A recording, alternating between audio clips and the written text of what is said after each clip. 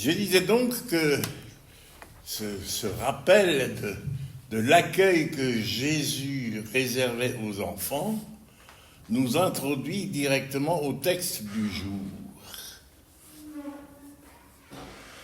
Et ce que je vous propose, c'est de consacrer notre prière de repentance du jour à ce thème. Réfléchissons à notre attitude ou l'attitude de notre monde à l'égard des enfants. Et que nous le voulions ou non, nous sommes quelque part solidaires de la violence qui leur est faite.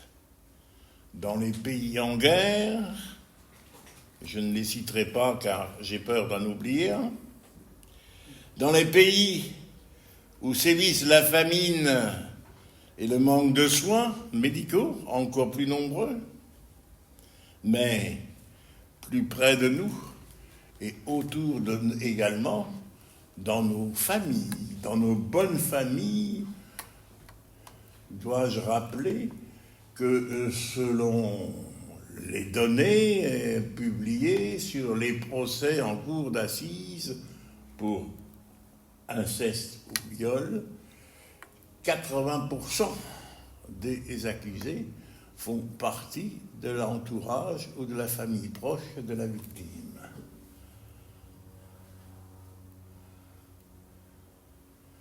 Ensemble, je vous propose de réciter le psaume 51.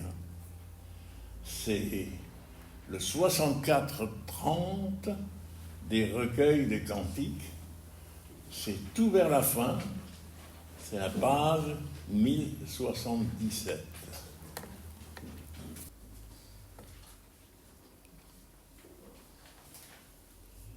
Pitié pour moi, ô Dieu, dans ta bonté.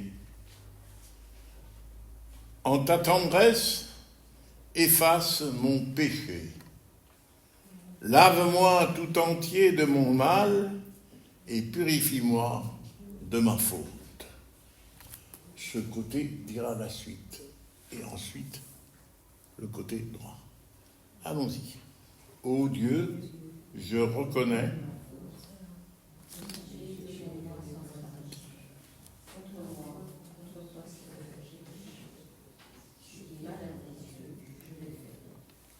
purifie-moi et je serai purifié.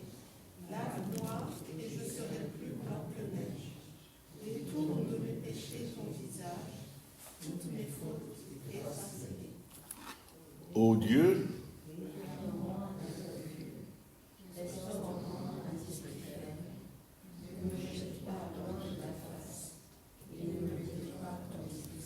et tous ensemble, rends-moi la joie de ton salut, affermis en moi un esprit généreux. Seigneur, ouvre mes lèvres et ma bouche publiera ta louange. Je ne sais pas si nous connaissons le refrain. Donne-nous un cœur nouveau, oui ou non, Harry? Donne-nous, Seigneur, un cœur nouveau. Non. Eh bien, nous le disons tout simplement, c'est le refrain, et à l'occasion, nous l'apprendrons. Donne-nous, Seigneur, un cœur nouveau.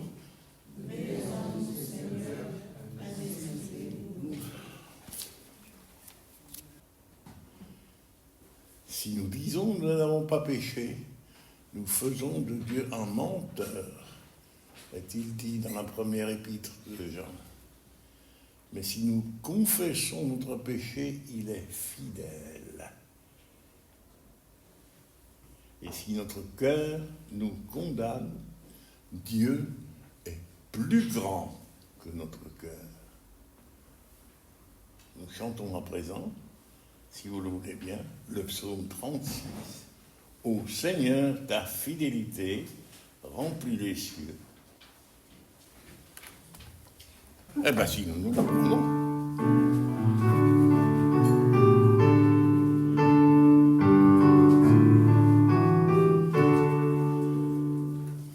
Oh, Seigneur, ta fidélité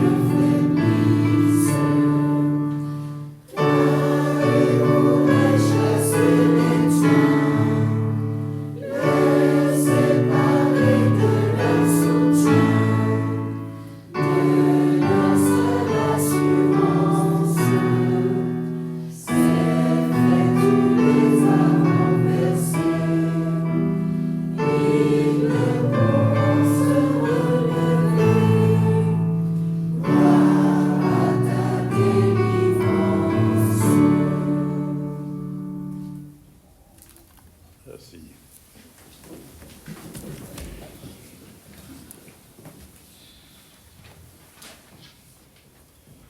Viens, Esprit Saint, ouvrir nos cœurs et nos intelligences à ta parole. Et nous lirons aujourd'hui les versets 17 à 31. Je ne sais pas si je vous l'ai dit tout à l'heure ou pas. Sylvain, qui initialement devait animer le culte d'aujourd'hui, l'animera dimanche prochain. Si je ne me trompe, je ne sais pas s'il a déjà atterri ou s'il est toujours dans l'avion. Mais dimanche prochain, c'est lui qui animera le culte à Chelles. Donc vous verrez, j'ai voulu imprimer cet évangile sur les feuilles pour que vous puissiez le visualiser. Et donc dimanche prochain, Sylvain, je suis sûr parce qu'il me l'a dit, prêchera sur la démarche des frères de Zébédée. Je ne connais pas le prédicateur du dimanche suivant, mais ce chapitre 10e, et c'est sûrement pas par hasard, se termine par le récit de la guérison d'un aveugle. Aveugle de naissance, peut-être, comme nous le sommes tous. Nous écoutons Thibaut nous lire le texte d'aujourd'hui à partir du verset 17 à 31.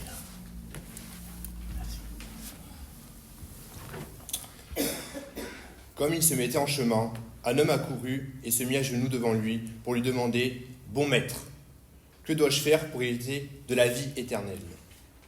Jésus lui dit « Pourquoi me dis-tu bon ? Personne n'est bon, sinon Dieu seul. Tu connais les commandements. Ne commets pas de meurtre, ne commets pas d'adultère, ne commets pas de vol, ne fais pas de faux témoignages, ne fais de tort à personne, honore ton père et ta mère. » Il lui répondit « Maître, j'ai observé tout cela depuis mon plus jeune âge. » Jésus le regarda et l'aima. Il lui dit « Il te manque une seule chose. Va, vends tout ce que tu as, donne-le aux pauvres, et tu auras un trésor dans le ciel. Puis, viens et suis-moi. » Mais lui s'assombrit à cette parole et s'en alla tout triste.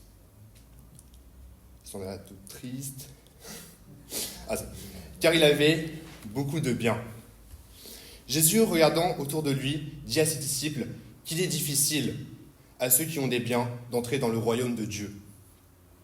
Les disciples étaient effrayés par ces paroles. Mais Jésus reprit « Mes enfants, qu'il est difficile d'entrer dans le royaume de Dieu. Il est plus facile à un chameau de passer par le trou d'une aiguille qu'à un riche d'entrer dans le royaume de Dieu. » Les disciples, plus ébahis encore, se disaient les uns les autres « Alors, qui peut être sauvé ?»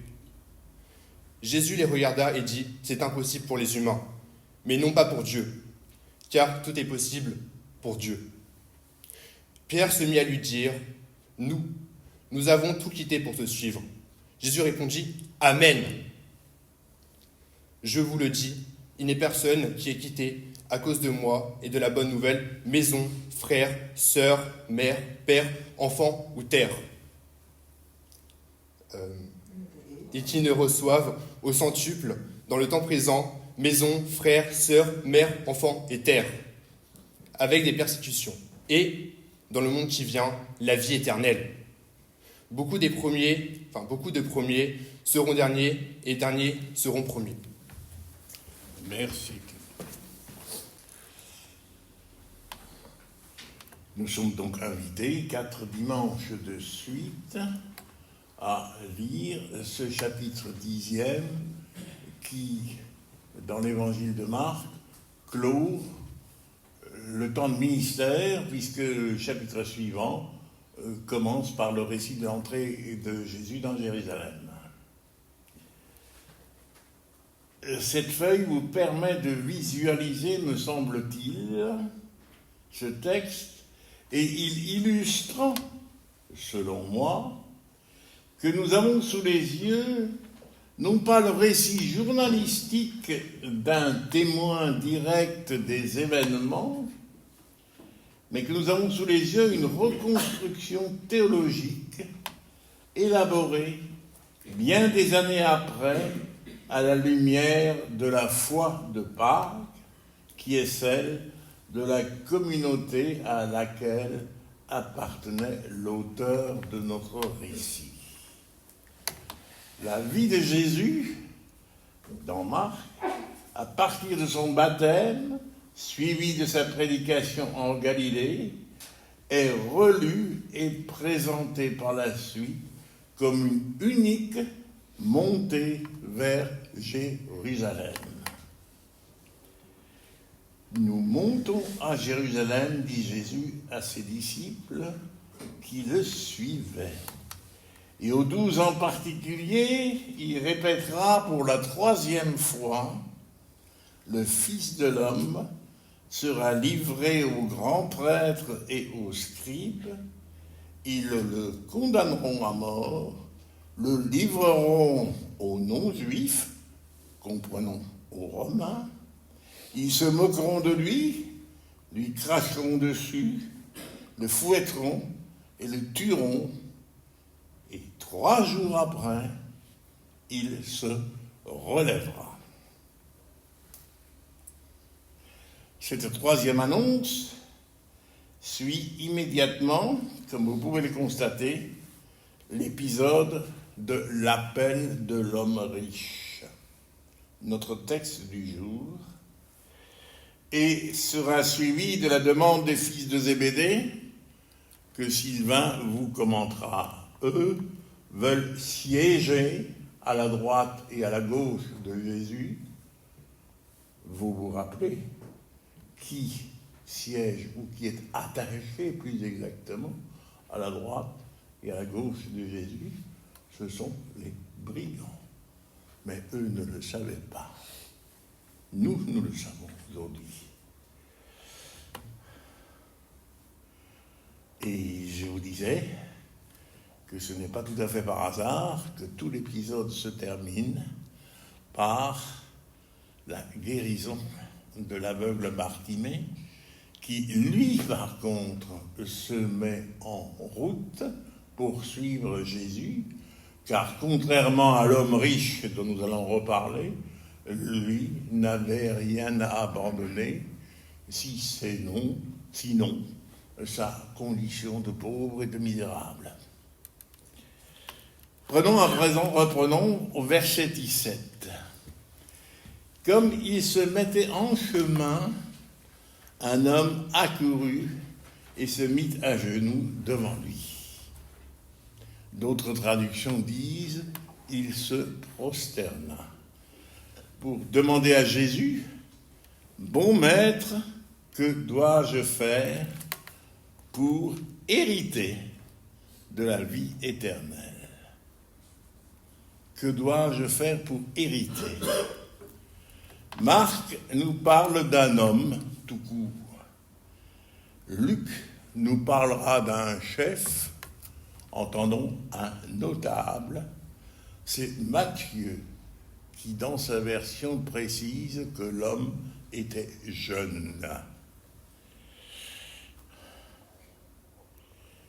Il avait de grands biens. Donc probablement, il avait hérité. Les grandes fortunes, encore de nos jours, très souvent, la plupart du temps même, existent au départ, sont héritées dès le berceau.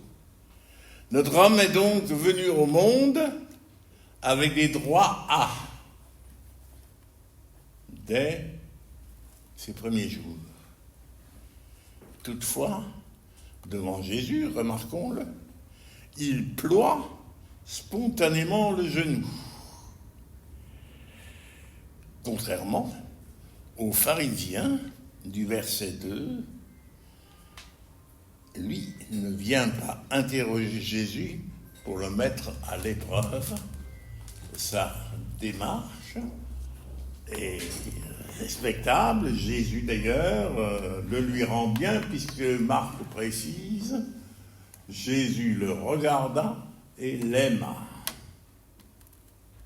Mais immédiatement, il tient à lui rappeler que Dieu seul est Dieu. Dieu seul est bon, a-t-il dit. Jésus entend être abordé et reconnu dans son humanité.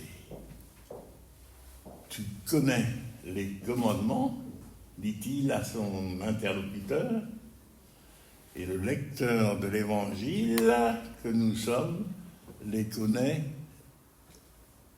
aussi. Et la prière de Marion Müller-Keller que nous avons dit tout à l'heure est inspirée par ce qui, dans la tradition juive, plutôt qu'on appelle non pas les 10 commandements, mais les 10 paroles. Les 10 paroles de vie.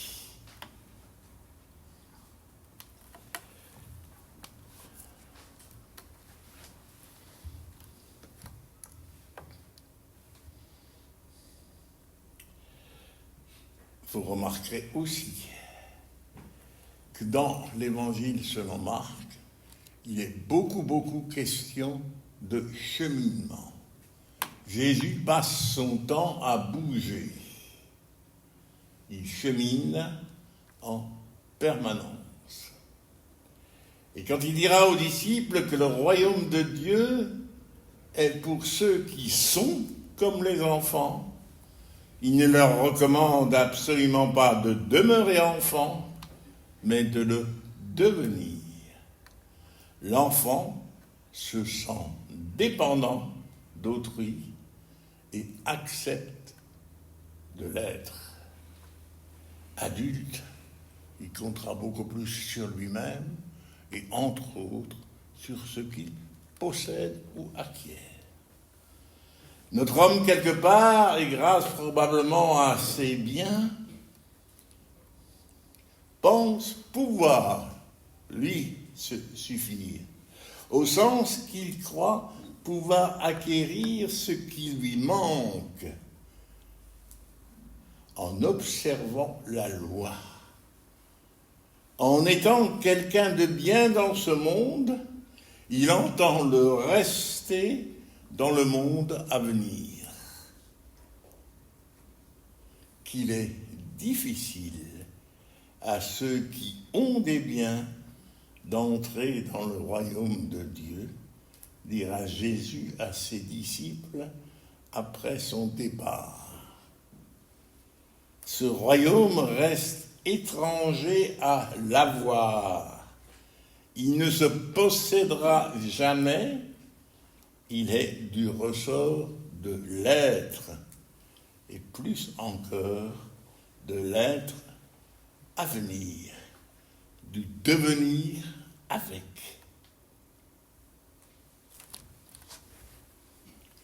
Voici,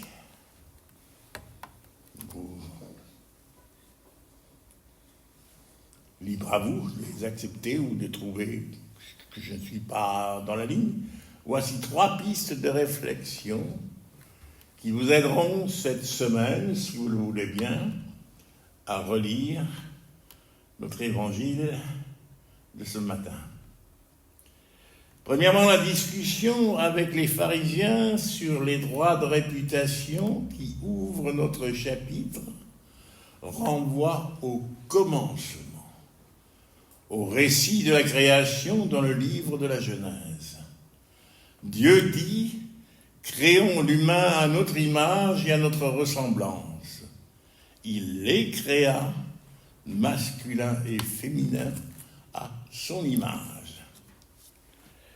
Marie Balmary commente dans La Divine Origine, qui est un livre qui est sorti il y a déjà 30 ans et qui avait même reçu le prix de l'Académie française, si je ne me trompe pas.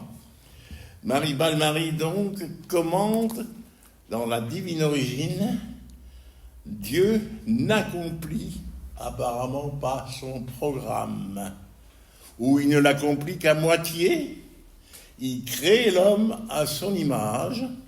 À son image, il les créa.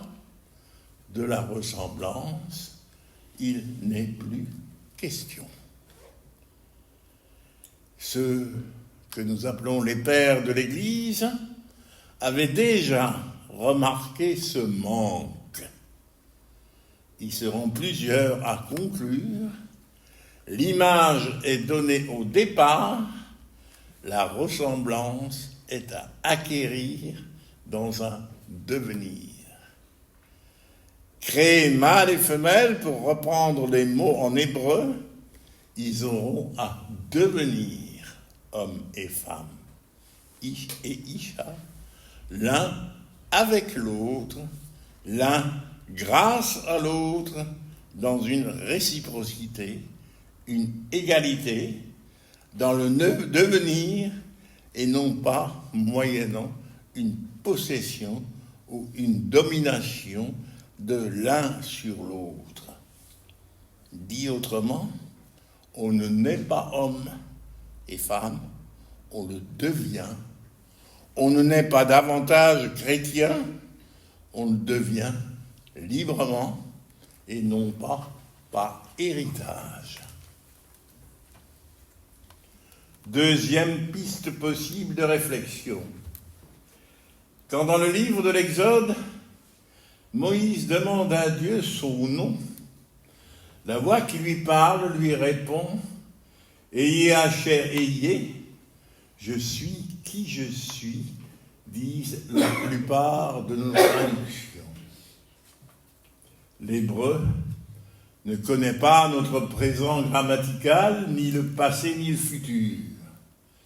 L'hébreu biblique connaît l'accompli ou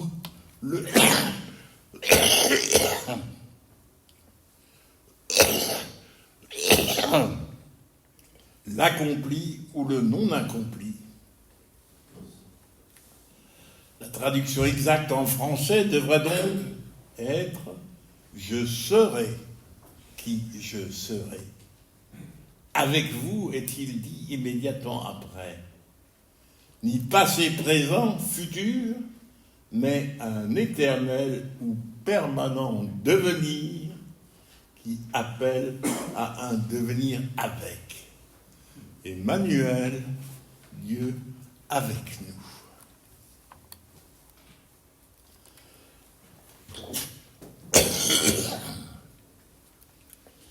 Troisième piste possible pour méditer, pour ceux qui veulent aller plus loin. J'ai déjà cité Balmary, psychanalyste, thérapeute de formation. Elle s'est mise donc à l'étude de l'hébreu, comme je l'ai dit, et du grec. Elle a commencé à publier il y a déjà une trentaine d'années. Et voici, paru au printemps, son dernier livre, qui a pour titre « Ce lieu en nous que nous ne connaissons pas ». Et Marie Balmary reprend et s'étonne de certaines de nos traductions qui semblent aller de soi parce qu'ils appartiennent à une histoire, à une culture. Et elle consacre dans ce livre tout un chapitre au jeune homme riche et complète l'étude qu'elle avait amorcée il y a déjà 30 ans sur le suivre ou accompagner Jésus, point d'interrogation. Suivre ou accompagner. Et c'est tout à fait passionnant, car elle nous donne son étude, elle compare les textes, les uns avec les autres, à la fois les évangiles synoptiques, elle a recours aussi au texte du Premier Testament, et, selon elle, le suivre ou le suivre, il faut l'entendre beaucoup plus comme un accompagnement, un marcher avec, et non pas un marcher derrière. Et le malentendu s'aggrave quand il s'agit de porter sa croix. À chacun de porter sa propre croix, et non pas celle de Jésus. C'est la porte ouverte à beaucoup de malentendus et à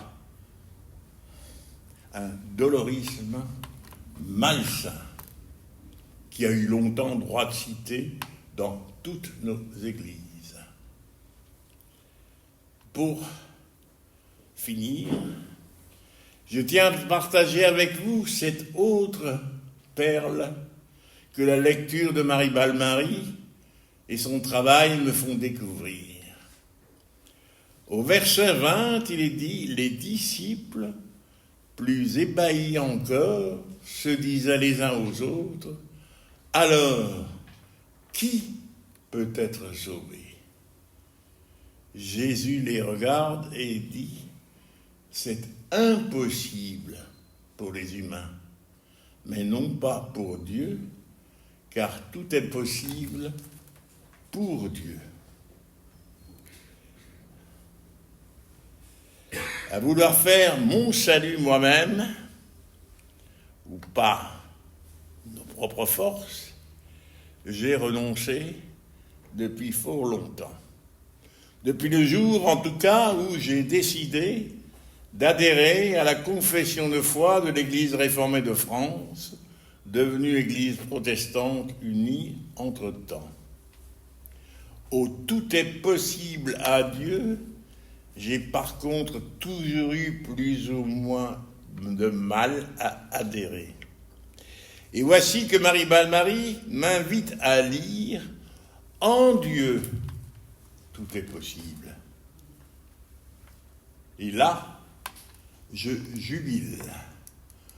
En Dieu, oh que oui. Là, je retrouve, parce que je suis passionné d'histoire, Jeanne d'Arc, brûlée comme hérétique par des gens d'église. Quand, pour la piéger, on lui demande si elle est en état de grâce, elle répond « si j'y suis ». Et si j'y suis, que Dieu m'y garde. Si je n'y suis pas, que Dieu m'y mette. En Dieu, tout est possible. D'où le titre choisi par Marie Balmary. Et elle s'en explique ce lieu en nous que nous ne connaissons pas. On trouve dans le même livre une merveilleuse relecture du Notre Père. Allez à sa découverte et ne me soupçonnez pas de toucher des droits d'auteur pour le livre que je vous recommande. Vous savez que j'aime jouer un peu les Bernard Pivot, porte le même nom, sans avoir la prétention de l'égaler, ni en savoir, ni en savoir-faire. Voilà ce que j'avais à vous dire sur ce texte qui habite notre inconscient, puisque très souvent, il remonte à nos années de catéchisme ou d'école biblique, et ce n'est pas dit ici, c'est dit quelques versets plus tôt, il s'est repris dans Luc et dans Matthieu. Très souvent, on associe à ce « suis-moi » le porter sa croix. Il faut, là aussi, faire l'effort de retrouver le véritable sens des mots. Et pas simplement répéter ce que nous avons au départ entendu, ce qui n'était pas nécessairement faux, mais qui correspondait à ce que nous pouvions comprendre à ce moment-là. Je dis très souvent, aujourd'hui, toute personne de 45 ans, quelle que soit sa profession, sait qu'il ne peut pas vivre sur l'acquis de son lycée ou de ses 20 ans. On appelle cela la formation continue. Eh bien, nous devrions, dans nos églises, instituer l'obligation de la formation continue, parce qu'en matière de lecture biblique également, dans les 50 dernières années, tout simplement parce que nous disposons de moyens techniques dont ceux qui nous ont précédés ne disposaient pas, eh bien, nos lectures, dans la lecture des textes, est à renouveler. Voilà, je termine par là. Les bons conseils, comme on dit, font toujours et d'abord plaisir à ceux qui les donnent. Je vous l'accorde.